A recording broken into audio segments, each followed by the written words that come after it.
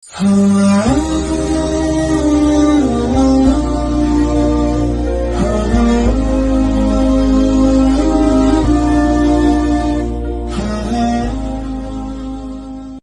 ketika Allah menciptakan manusia, itu melekat semua nilai kemuliaan pada dirinya. Yang itu mesti dipertahankan sampai kembali kepada Allah Subhanahu wa Ta'ala.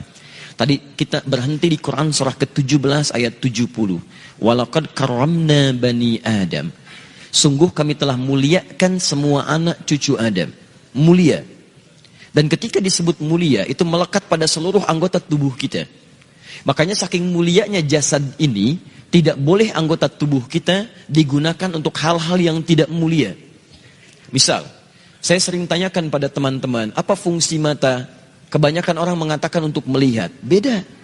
Mata kita ini mata mulia. Karena itu ketika keluar tuntunan tentang melihat, itu penglihatan dilekatkan dengan kemuliaan. Kalau cuma melihat, hewan pun melihat. Dan tidak layak membandingkan mata hewan dengan mata kita. Karena mata hewan tidak mulia sekalipun melihat, maka itu dia tidak dihisab. Tidak dihisab, tapi mata kita dihisab. Saking mulianya. Quran surah 17 ayat 36. Inna sam'a wal basara wal fu'ada kullu ulaika kana anhu mas'ula. Sungguh pendengaran manusia, penglihatannya, bahkan apa yang ia fikirkan, itu akan dihisab dan ditanya oleh Allah Subhanahu wa Ta'ala. Makanya ketika mata Anda akan digunakan untuk melihat, kata Allah, saya tidak ridha kalau digunakan pada yang tidak baik. Turun Quran surah ke-24, surah cahaya. Mata orang-orang yang bercahaya akan berbeda dengan mata biasa. Ayat 30 untuk laki-laki, wa kullil mu'minina yaghuddu min absarihim. Katakan pada pria-pria beriman, kalau matanya ingin dipakai melihat, lihat yang baik-baik, yang mulia-mulia. Yang tidak mulia, palingkan. Yang tidak layak untuk dilihat, palingkan. Maaf, gambar-gambar kotor, pornografi, porno aksi, itu tidak mulia. Makanya ketika dilihat, tidak ridha. Allah tidak ridha, tanda Allah tidak ridha, hati kita pun merasa gelisah dan bersalah di dalamnya. Kalau tidak percaya silahkan, Anda mencoba melihat gambar-gambar yang tidak seronok, hati Anda akan menolak. Karena jiwa Anda mulia. Maka hati Anda mengatakan palingkan, itu tidak layak. Palingkan. Bahkan lisan Anda pun dibimbing untuk beristighfar. Astagfirullah, palingkan. Itu nggak bagus. Lisan, karena lisan ini mulia, maka Allah turunkan ayat-ayat kemuliaan menjaga lisan kita supaya tidak keluar dari kemuliaannya. Lisan orang mulia kata-katanya mulia, maka tidak layak keluar celaan dari lisannya. Turun Quran surah 49 ayat 11 sampai dengan 12-nya. Ya ayyuhalladzina amanu, dibuka dengan iman. Kalau ada ayat dibuka dengan iman, kalau isinya perintah, maka perintah itu jadi indikator tingkat keimanan kita. Kalau isinya larangan, maka larangan itu pun menjadi indikator tingkat keimanan kita. Kalau ada orang cepat menunaikan perintahnya, maka itu pertanda imannya kuat. Misal, ayat iman pertama di Al-Baqarah ayat ketiga. Alladzina yu'minuna bil ghaib wa yuqimunas shalah. Iman disandingkan dengan sholat. Ketika iman disandingkan dengan sholat, maka sholat menjadi indikator tingkat keimanan seorang hamba. Allahu Akbar, Allahu Akbar. Anda teringat langsung ke masjid. Iman Anda standar. Standar. Orang yang baru ingat Allah ketika dipanggil, itu standar. Bukankah Anda masuk kampus jam 7, datang jam 7, standar kan? Pas. Kalau Anda datang jam 6, waktu jam 7, Anda hebat namanya, lebih awal. Ada orang bahkan sebelum adzan sudah ingat sholat, itu imannya sedang tinggi. Tapi ketika dipanggil sampai adzan tuntas belum datang. Sampai qomat berlalu belum terpanggil. Sampai dekat waktu sholat yang lainnya belum ada getaran. Ini menunjukkan iman Anda lemah di situ. Lawannya, ketika ada larangan dibuka dengan kalimat iman, maka kemampuan Anda meninggalkan larangan itu pun menunjukkan tingkat kekuatan iman Anda. Ya ayyuhalladzina amanu la yaskhar qaumin qaum. Hei orang-orang beriman, jangan saling mencela. Ketika Anda mengaku beriman dan lisan Anda digunakan untuk mencela orang lain, maka ini menunjukkan ada yang kurang dalam iman Anda, lemah iman Anda. Anda terlihat rajin sholat, di situ menunjukkan iman Anda bagus. Tapi saat bersamaan Anda mencela orang lain, ini menunjukkan ada penurunan dalam iman Anda. Karena ibadah ritual akan nampak dalam nilai-nilai sosial dalam bentuk akhlak. Makanya Nabi memperingatkan, orang yang melakukan ibadah ritual, tapi kemudian melakukan dosa sosial, maka ibadah ritual pahalanya dipindahkan kepada hamba yang didosai itu. Anda keluar dari masjid, kemudian melecehkan orang lain dengan kata-kata Anda. Lihat tuh orang itu, belum mau ke masjid. Iya, mungkin belum dapat hidayah ya. Iya, bukan ahli surga. Itu sholat Anda, pahalanya pindah kepada orang tadi. Tu'khadhu hadza min hasanati di hadis Muslim, wa tu'khadhu min hadza min hasanati. Diambil pahala ini dipindahkan kepada orang yang dicela. Anda katakan, alhamdulillah Ustaz, saya tidak seperti yang dibicarakan itu. Insya Allah tidak seperti orang-orang itu tuh Ustaz. Membicarakan orang lain aja pekerjaannya sama. Makanya ketika Allah turunkan larangan mencela, itu untuk menjaga kemuliaan kita, supaya kita tidak dihinakan oleh orang lain. Karena orang-orang yang hatinya hina yang akan mengeluarkan kata-kata terhina. Nah, kita itu diciptakan mulia. Jadi ketika lisan Anda mencela, Anda sedang menurunkan kemuliaan Anda di mata Allah Subhanahu wa taala. Catat itu baik-baik. Nah, sekarang persoalannya, ketika Allah muliakan Anda, justru Anda menyandingkan kemuliaan itu dengan hewan yang jauh statusnya. Maka ini merendahkan kemudian ketetapan Allah Subhanahu wa taala, itu yang sangat berbahaya. Itu yang paling bahaya. Yang layak kemudian diturunkan statusnya bahkan lebih daripada hewan, itu hanya orang-orang yang tidak mau mendekat kepada Allah Subhanahu wa taala. Sampai turun Quran surah ke-7 Al-A'raf ayat 179. Walaqad dzara'na li jahannama katsiran minal jinni wal ins lahum qulubun la yafqahuna biha wa lahum a'yunun la yubsiruna biha wa lahum adhanun la yasma'una biha ulaika kal an'am bal hum adall. Allah hanya membuat perumpamaan menyandingkan manusia sama dengan hewan, bahkan di bawah hewan ketika semua fungsi tubuhnya tidak mau menerima hidayah Allah Subhanahu wa taala. Diajak untuk mendapatkan kebaikan, akalnya sulit menerima. Dengar azan, tutup kuping. Melihat orang sholat, alergi. Kalau semua itu dibawa sampai menghadap Allah, maka kata Allah status orang itu kalau tidak mau berubah lebih rendah dibandingkan dengan hewan. Lebih rendah. Lebih rendah. Maaf, sekarang ada orang-orang yang mengajak pada kebaikan, ngajak Anda sholat, ngajak Anda mendekat pada Allah, ngajarkan isi Quran, lalu Anda turunkan status yang menjadi sama dengan hewan. Ada yang salah dengan cara berfikirnya. Saya ingin sampaikan, kita mulai dari yang kecil-kecil dulu. Kadang-kadang kita membuat sesuatu yang tidak tepat dalam pandangan Al-Quran dan Sunnah Rasulullah SAW. Dan saat yang bersamaan uniknya Anda mengatakan kami ahli Quran dan Sunnah. Di mana Qurannya, mana Sunnahnya? Awas, hati-hati. Ketika Anda pintar dalam urusan dunia, tapi awam dalam urusan agama, kadang-kadang keawaman itu bisa menurunkan status kepintaran Anda sampai tidak bisa mencerna logika yang sangat sederhana. Ingat, pintar itu anugerah, tapi bodoh itu pilihan. Paham sampai sini? Baik, alhamdulillah. Kenapa hilang tulisannya? Oh, ini whiteboardnya agak unik. Ketika saya ingin dihapus, tidak dihapus. Ketika saya tidak menginginkan dihapus, hilang tulisannya. Ambil baiknya, buang buruknya. Baik. Semoga Allah ampuni dosanya. Saya nanti nulis lagi. Tadi secara logika, jadi kita, maksud saya begini, logika selesaikan dengan logika lagi. Kadang-kadang tidak perlu banyak dalil untuk melawan logika yang salah. Sesuatu yang salah itu sederhana, selesai, nggak perlu banyak dalil.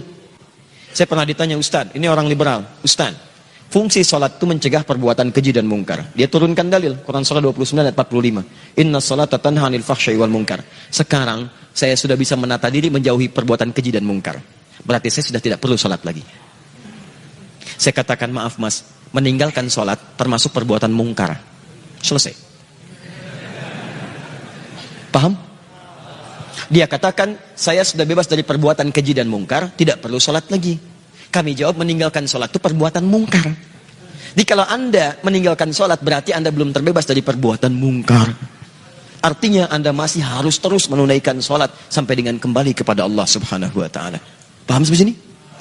Saya di Hamburg beberapa waktu lalu, disoal juga oleh orang liberal. Ustadz, kenapa tidak ada nabi perempuan? Kemudian dia bercanda, kalau ada namanya Nabi ya bukan nabi. Bukan. Dulu nabinya laki-laki, itu yang namanya perempuan. Dulu nabinya laki-laki karena perempuannya seperti Sayyidah Khadijah, Sayyidah Aisyah. Sekarang Anda nanya nabinya perempuan karena orangnya seperti Anda. Ini yang pencuri sudah kita selesaikan. Ini logikanya yang salah. 2, logika hewan sudah juga kita jawab bahwa ini fatal, bahkan bisa berpotensi menyalahi ketetapan Allah Subhanahu wa taala, dan dosanya dosa kuadrat di sini. Hati-hati, ini lebih bahaya. Baik. Sekarang bagian yang ketiga. Sekarang ada dalil-dalil yang digunakan. Bagaimana kemudian kita bisa mengupas tuntas dalil dimaksud sehingga sesuai dengan pemahaman yang benar menurut para ulama dan salafus saleh. Karena memahami dalil itu tidak bisa sendirian. Anda baca, Anda paham, mustahil. Imam Al-Bukhari itu menulis Sahih Al-Bukhari 16 tahun. Sebagian ditulis di Mekah, disempurnakan di Madinah. Sebelum nulis, salat dulu, minta petunjuk kepada Allah. 16 tahun selesai. Kemudian Anda 16 hari memberikan fatwa dengan itu. Bagaimana bisa memahaminya? Makanya para ulama kemudian membuat kaidah-kaidah, bahkan dituangkan di hadis Muslim. Nomor hadis kita akan lihat, misalnya kita ambil halaman 119 dulu. Di jilid yang pertama, paling kiri sebelah atas. Riwayatnya sampai ke Ibnu Sirin dan masuk dalam Sahih Muslim. Babnya Babul Isnad Minad Din. Babul Isnad Minad Din. Alhamdulillah.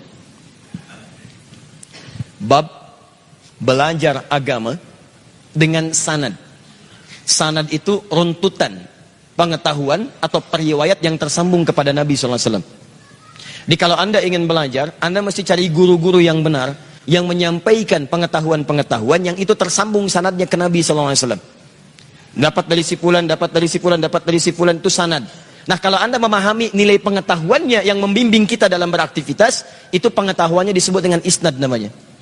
Nah, kata para ulama, pastikan kalau Anda ingin belajar, cari guru-guru yang ketika menyampaikan nilai-nilai pengetahuan, itu bisa dipertanggungjawabkan benar secara urutan sampai kepada Nabi SAW. Kenapa pentingnya? Karena ketika Anda belajar keliru, maka praktek ibadahnya, ad-dinnya itu bisa salah. Baik, contoh. Apa artinya ad-din? Agama. Apa artinya agama? Ad-din. Apa artinya ad-din? Agama. Apa artinya agama? Ad-din. Baik. Sudah. Kita kembalikan kepada Allah. Ya Allah, apa itu ad-din? Turun Quran surah ketiga ayat 19. Inna ad-dina 'indallahil Islam. Al-Islam. Jadi ad-din adalah Islam. Apa itu Islam? Ad-din. Apa itu ad-din? Islam. Apa itu Islam? Ad-din. Nah, sudah. Kembalikan kemudian keterangan Allah yang disampaikan pada Rasulullah, terdapat di hadis Muslim nomor hadis yang ke-8, dikutip oleh Imam An-Nawawi dalam kitab Al-Arba'in nomor hadis yang kedua. Al-Islamu an tasyhada an la ilaha illallah wa anna Muhammadar Rasulullah wa tuqimas shalah wa tu'tiyaz zakah wa tasuma Ramadan wa tahujjal baita in istata'ta ilaihi sabila. Islam itu syahadat, kemudian salat, kemudian zakat, kemudian puasa, kemudian haji. Ambil contoh, lihat persamaannya. Teman-teman sudah mudah untuk memahami persamaan. Ad-din sama dengan Islam. Islam sama dengan 5 pokok ini. Yang pokoknya ini. Taruhlah kita keluarkan ad-din sama dengan Islam, Islam sama dengan sholat. Jadi ad-din sama dengan menunaikan sholat. Sekarang kita praktekkan. Kalau Anda ingin belajar ad-din, belajar tentang sholat, maka cari pengetahuan-pengetahuan cara sholat yang referensinya tersambung sampai ke Nabi SAW. Sebab ketika Anda salah belajar, sholat Anda bisa salah. Contoh. Saya ambil contoh misalnya. Maaf, mohon izin teman-teman sekalian. Anda mau takbir. Allahu Akbar. Di An-Nasai nomor hadis 886. Ketika Anda sudah bertakbir, fayaqulu di Abu Dawud nomor hadis 857, fayaqulu Allahu Akbar, maka di An-Nasai disebutkan fa wada'a yadahul yumna 'alal yusra. Maka dia segera meletakkan telapak kanannya di punggung kirinya. Tahan sebentar. Boleh berdiri sebentar? Sekallah khair. Baik ya. Menghadap ke arah sini. Ke sini. Nah ya. Baik, tahan di sini aja. Pegang mic-nya.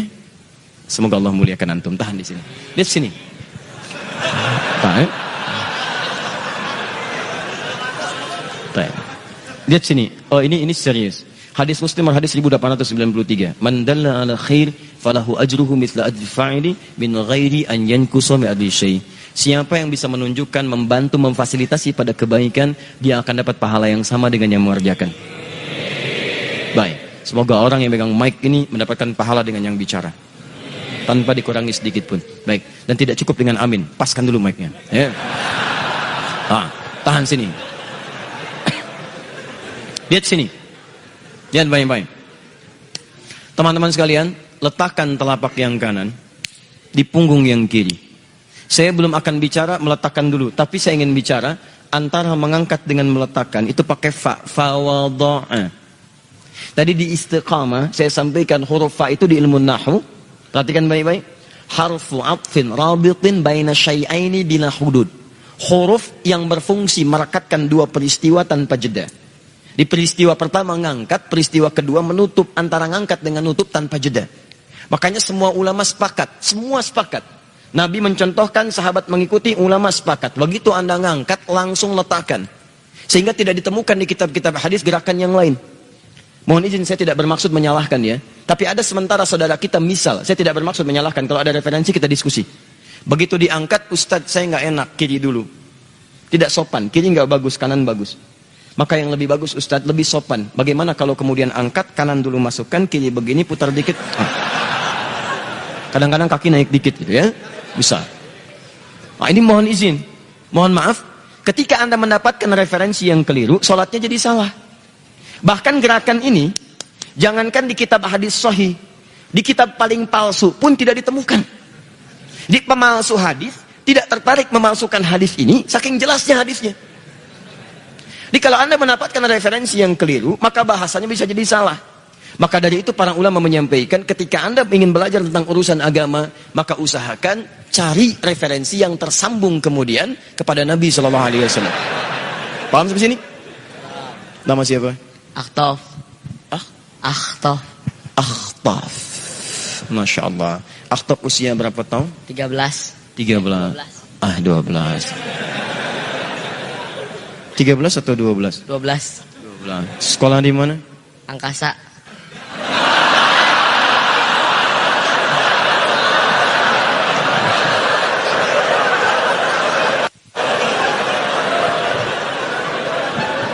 Baik. Sebentar. Sekolah di mana? SD Angkasa. SD Angkasa, Masya Allah. Dekat dengan Merkurius ya. Ya. Alhamdulillah. Sudah lulus? Belum. Mau lulus? Baik. Kapan lu setahun lagi? Baik. SD Angkasa jauh dari sini? Jauh. Oh, Alhamdulillah. Kalau SMP mau kemana? Pesantren. Oh, Masya Allah. Baik. Mau pesantren di mana? Jogja. Jogja. Di mana? Di Sleman. Di Sleman.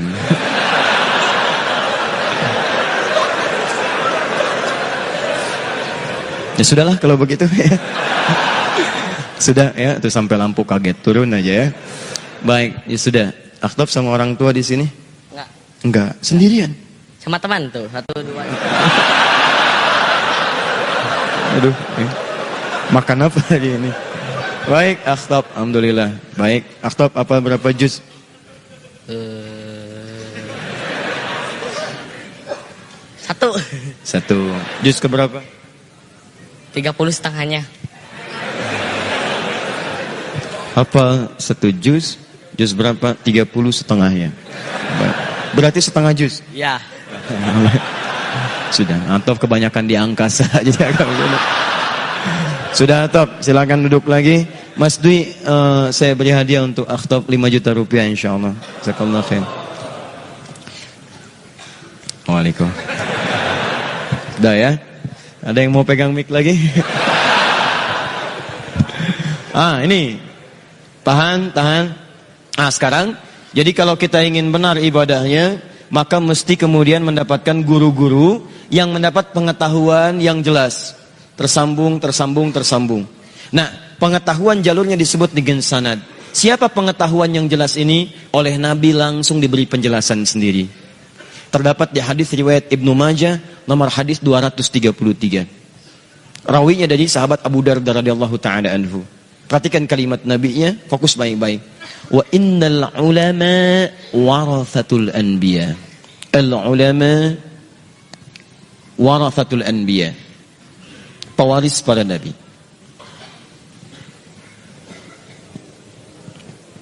Ini. Kalau Anda ingin belajar dari Nabi sallallahu alaihi wasallam, Anda kan sudah nggak bisa punya kesempatan lihat Nabi. Sekarang kita hidup tidak bersama Nabi. Bagaimana bisa belajar dari Nabi? Maka dari itu kalau ingin belajar hal yang tersambung pada Nabi, maka kemudian kata Nabi ikuti ulama. Maka di setiap zaman itu ada ulamanya. Dan setiap zaman mereka menuliskan tuntunan dari Nabi-nya. Ini tadinya di hafalan. Tidak semua orang kuat hafalannya, dibuat kemudian kitab. Di antara para ulama yang merangkum penjelasan-penjelasan Nabi dari turunan generasi setelahnya, Setelahnya mereka menghafalkannya dan kemudian menghimpun itu semua dalam bentuk kitabnya. Bintangnya ada 4. Di antara mereka ada Imam Abu Hanifah An-Nu'man, ada Imam Malik, ada Imam Asy-Syafi'i, ada Imam Ahmad bin Hanbal. Dari situ kemudian turun murid lagi sampai dengan kekinian. Dan di antara yang paling menarik, mereka kemudian mengeluarkan petunjuk ayat-ayat Al-Quran dalam bentuk kaidah-kaidah yang mudah untuk dipahami. Ayat-ayat yang terkait dengan pembahasan ini, itu yang nanti kita akan turunkan, nanti kita akan bahas itu semua. Dan kita akan sandingkan nanti dengan keterangan-keterangan sebagian dari sahabat-sahabat kita yang membuat kemudian pernyataan-pernyataan, kita uji dengan dalil-dalil ini, apakah pernyataan itu benar atau tidak. Misal, sekarang ada istilah beda manhaj. Apa itu manhaj? Awas hati-hati. Kadang-kadang banyak memunculkan istilah tapi tidak paham dengan istilah itu. Saya pernah mau senyum susah, mau ketawa juga nggak tega.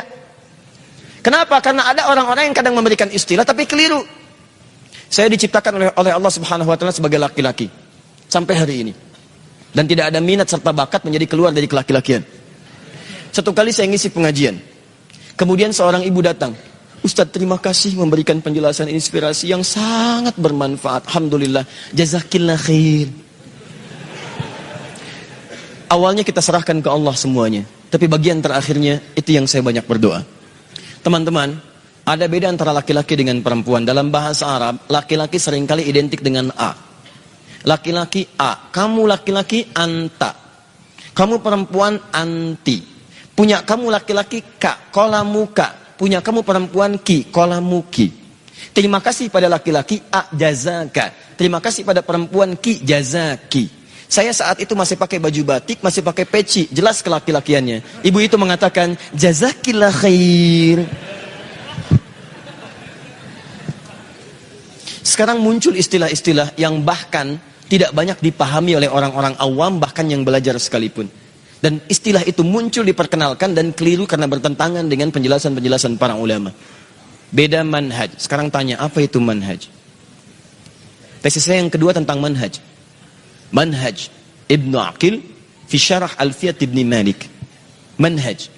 Beda antara manhaj dalam nilai akidah, beda pengertian manhaj dalam fiqih, beda pengertian manhaj dalam lughah. Itu berbeda satu dengan yang lainnya. Sekarang Anda akan bawa ini ke ranah pengertian agama. Apa yang dimaksud dengan itu semua?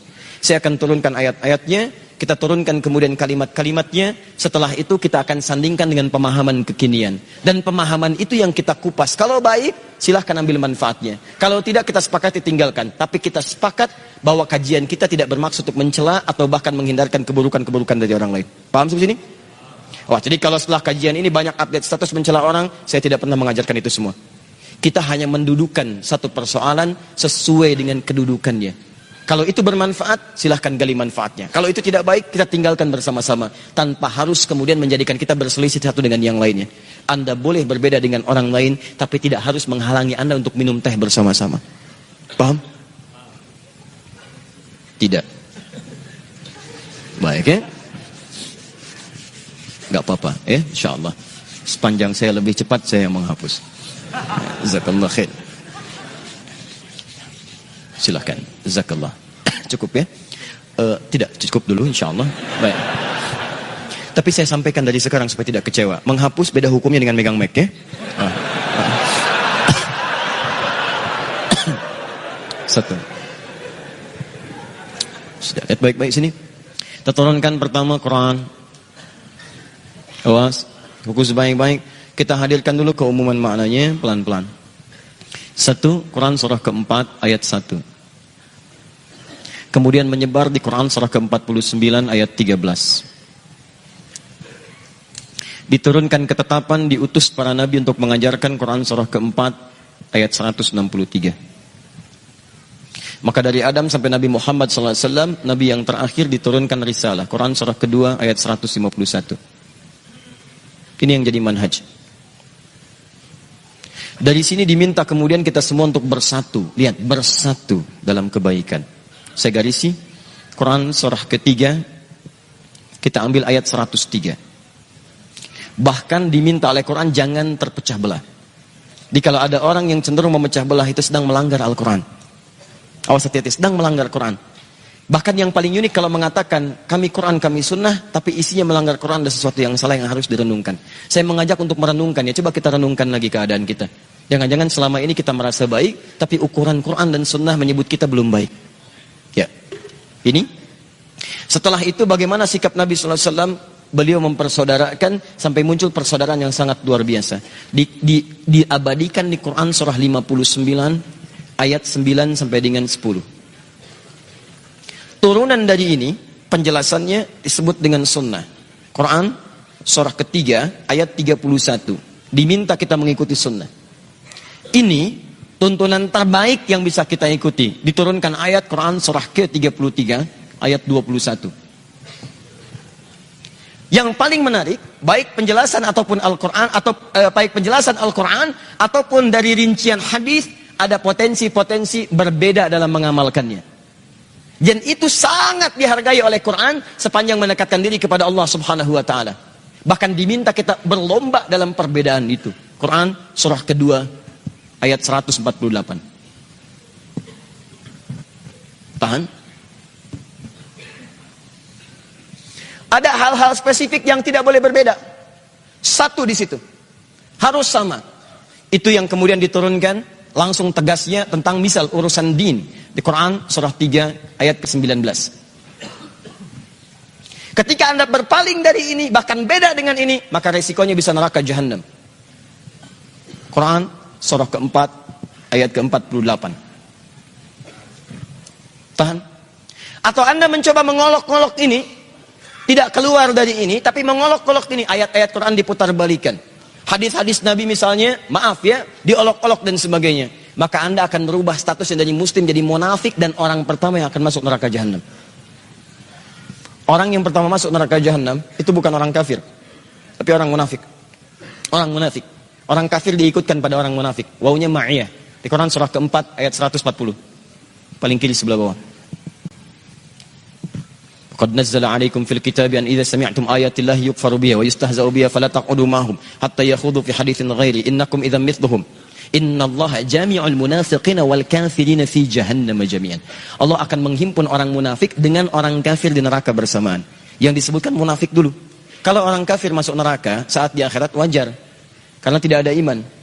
Tapi kalau orang munafik di dunia merasa beriman, tapi imannya digunakan untuk menyerang saudaranya. Itu yang paling bahaya. Maka diberi pelajaran, diseret duluan ke neraka jahanam. Kalau tidak percaya, coba aja. Dah. Kemudian saya tunjukkan contoh-contoh hadis dan nanti kaidah ulamanya. Contoh hadis ini saya kosongkan dulu supaya mudah memberikan contohnya. Nanti kaidah ulamanya kita turunkan menjadi satu kajian. Kajian ini disebut dengan fikih ikhtilaf namanya. Fiqhul ikhtilaf. Ini yang bisa menjembatani semua persoalan-persoalan perbedaan bisa dijembatani sehingga bisa saling mengerti satu dengan yang lainnya. Ada hal yang kita sepakati, di situ kita semua mesti satu. Kalau beda, itu yang kita berikan solusi. Tapi indahnya Quran, sekalipun beda, ada cara untuk memberikan solusi terbaiknya. Saya tidak pernah temukan dalam Al-Quran, kalau beda dengan dia, marahi dia. Itu nggak ada. Nggak ada. Bahkan termasuk dengan non-muslim, indah dalam Islam itu. Indah. Anda bahkan dilarang untuk memperkenalkan Islam kepada orang lain dengan cara paksaan. Dilarang. Turun Quran surah kedua ayat 256. La ikraha fid din. Enggak boleh paksa orang untuk bisa kemudian mengenal atau bahkan masuk ke dalam ad-din Islam. Baik cara halus atau kasar. Setelah pengajian ini Anda datang ke daerah pengungsian misalnya, sedang tertimpa bencana, tiba-tiba Anda bawa Indomie. Bawa Supermi. Anda paksakan ke situ, orang sedang kelaparan. Pak, Indomie Pak. Maaf, masuk Islam dulu kami kasih Indomie. Tapi kan Indomie Pak kami butuhkan. Tidak, ini Indominya Indomie Islam. Dan seterusnya. Tidak boleh. Dosa Anda. Apalagi dengan cara yang kasar. Hati-hati. Anda jadi dokter, tiba-tiba masuk ke daerah bencana. Terus Anda berikan obat. Obatnya naikin dosisnya sampai ada ketergantungan. Begitu dia minta bagian dari obat yang Anda katakan, masuk Islam dulu baru saya berikan obat. Dosa Anda. Dosa. La ikraha fid din. Kita tidak pernah mengenal cara-cara seperti itu. Apalagi Anda yang menggunakan bom, gunakan senjata, gunakan pedang dan sebagainya. Masuk Islam. Dosa. Tidak boleh. Tadi di Istiqomah saya sampaikan di beberapa tempat. Teman-teman sekalian, itu berbahaya. Berbahaya. Waktu bom di Jalan Tamrin tuh saya di Lampung tuh. Itu langsung begitu meledak terus ditanya, Ustaz, Apakah bom di jalan tamrin itu termasuk jihad fisabilillah? Saya diam sebentar, saya jawab, Mas, sependek pengetahuan saya, jihad fisabilillah itu jihad di jalan Allah, bukan di jalan tamrin. Baik.